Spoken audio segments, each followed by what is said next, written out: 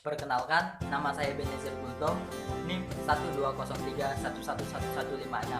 Video ini saya buat untuk memenuhi tugas mini riset dari mata kuliah Psikologi Pendidikan dengan dosen pengampu Bapak Khairul Usman, SSI, FPD. Berkelana iris janji menghuni bisikan. Apa pendapat Anda tentang pembelajaran daring dan pengaruhnya terhadap perkembangan pendidikan anak? Nggak bagus lah pengaruh daring itu, banyak main, jadi suka main HP, main game, belajar nggak ada. Itu untuk sementara agak bagus ya, karena kita masih pandemi. Daripada tidak belajar anak-anak, jadi mau tidak mau supaya mereka tidak lepas dari proses pembelajarannya. Jadi kalau kesan dan pesannya itu, kalau kita kesannya itu anak-anak itu mau tidak mau dia harus belajar perkenalan akan teknologi lah, seperti komputer, HP, dan lain-lain lah ya. Itu kesannya itu, jadi mereka sedini mungkin udah berkenal dengan alat-alat teknologi begitu. Yang kedua, itu kesannya, pesannya ya, mudah-mudahan dengan darling, dengan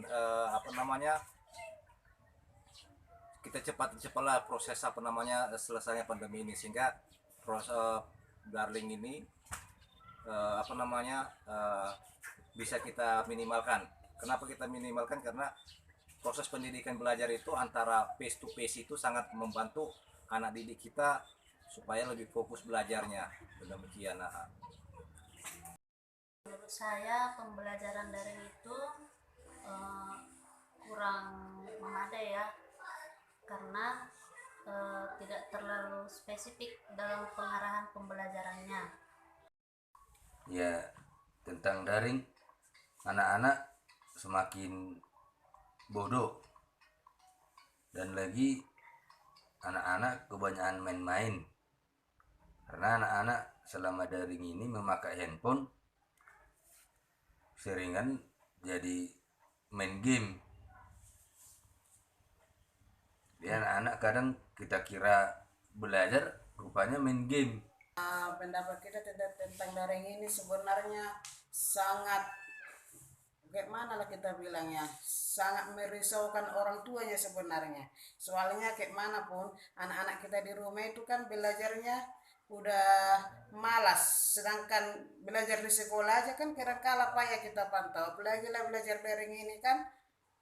Makanya banyaklah sisi negatifnya, kekurangannya belajar daring ini. Itulah pendapat saya tentang daring. Yang Anda lakukan dalam memantau pembelajaran daring anak? Didampingi kalau lagi belajar, terus setiap pagi diingatkan, diperiksa apa yang dikerjakannya, diingatkan terus setiap hari. Memantau anak dalam belajar itu ada beberapa hal ya. Itu satu, ya mungkin dia harus pastikan dulu semua kebutuhan anak itu terpenuhi untuk daring. Contohnya misalnya dia punya HP atau laptop, itu harus benar-benar sudah bagus terkoneksi gitu. Yang kedua itu orang tua jadi ikut belajar. Di anak-anak selalu dipantau ikut, jadi sehingga orang tua ikut belajar juga. Yang ketiga, jadi anak-anak itu kadang tidak fokus kalau misalnya dia belajar, karena dia daring gitu kan. Jadi orang tua pun dia hanya bisa mengawasi aja. Kadang dibantu juga untuk menjawab tugas-tugas anak-anaknya gitu. Untuk memantau anak-anak dalam belajar daring ini, biasanya saya ikuti melalui dari grup WA. Nah, di situ sampai di rumah saya akan mengarahkan anak-anak untuk menanyakan setiap tugas yang diarahkan atau yang diberikan oleh Bapak Ibu guru mereka. Ya, kita pagi-paginya bangun selalu mengingatkan anak kita untuk belajar dari daring, karena kita sering pergi belajar bekerja, ya kita hanya mengingatkan untuk belajar dan selalu melihat WA dari gurunya. Kita selalu mengingatkan anak-anak kita untuk belajar melalui daring, dan sepulang kita dari pekerjaan kita selalu menanyakan anak kita apakah sudah dikerjakan pekerjaannya. Ya begitu aja. Cara kita memantau anak kita, sebisa mungkin ya kita pantau, kita ingatkanlah anak kita sesuai jam pelajarannya, mengikuti les daring ya kan. Ya sudah itu, kalaupun anak kita kurang tahu mengerjakan soal-soalnya, ya sebisa mungkin yang bisa kita ini bisa bantu ya kita bantu. Menurut Anda apa sisi positif dan negatif pembelajaran daring? Positifnya anak-anak jadi terhindar dari penyakit corona, dan sisi negatifnya anak-anak jadi cenderung malas belajar, banyak bermain. Kalau segi positifnya ya itu ada beberapa hal itu. Satu yaitu pertama, anak-anak itu seperti tadi dia akan familiar dengan teknologi, hal-hal yang baru gitu kan. Yang kedua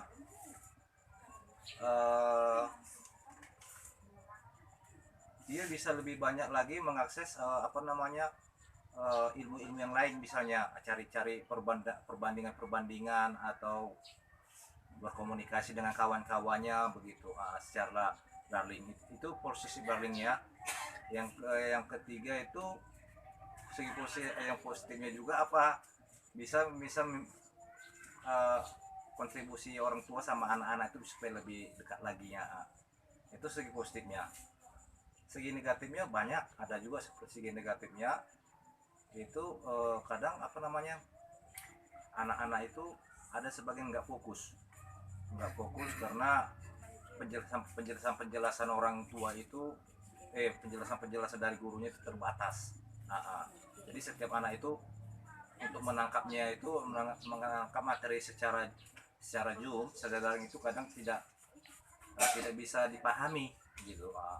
Itu satu. Yang kedua lagi, anak-anak mempunyai kebebasan untuk bermain yang lain, misalnya bisa fokus bermain game dan main-main yang lain-lain. Terus yang ketiga, anak-anak ini kita bisa juga kurang jujur dalam misalnya kerja tugas. Biasanya kerja tugas itu banyak dia dibantu oleh Google dan lain teman-temannya, bahkan orang tuanya yang bantu, kakak adiknya dan orang tuanya yang bantu, sehingga nilai mereka itu kurang jujur. Dalam daring ini itu anak-anak dapat belajar secara online walaupun tidak berhadapan dengan guru-guru mereka. Mereka dapat belajar dengan mandiri dan dapat lebih mengerti tentang ilmu pengetahuan teknologi. Kalau dari sisi negatifnya, saya sebagai orang tua di satu sisi memakan biaya untuk beli paket. Nah, terus anak-anak nggak bisa saya pantau selama mulai pagi sampai sore karena saya bekerja. Jadi saya nggak tahu benar-benar anak ini belajar atau enggak. Jadi negatifnya bisa aja anak-anak membuka hal-hal yang tidak pantas dilihat. Dari sisi positifnya ya kita terbantu dari belajar daring ini, kita juga terbantu kalau anak-anak kita memang mempergunakan waktunya untuk belajar daring. Dari sisi negatifnya ya anak-anak kita ini sering jadi memainkan game, dan kita kira anak-anak ini sedang belajar, rupanya main game. Itu aja negatifnya. Nah, sisi positifnya, kurasa sisi positifnya cuman menghindari dari penyebaran virus corona aja ya. Kalau selain itu nggak ada sisi negatifnya, seperti yang pertama tadi lah, banyak permasalahan. Kita nggak bisa lagi terlalu memaksakan anak kita selama daring ini. Baru kedua, masalah ekonomi. Otomatis kita kan terus mesti mengisi paket. Kalau nggak ada uang, iya kendala juga untuk ngisi paket. Itulah sisi negatifnya. Itu aja.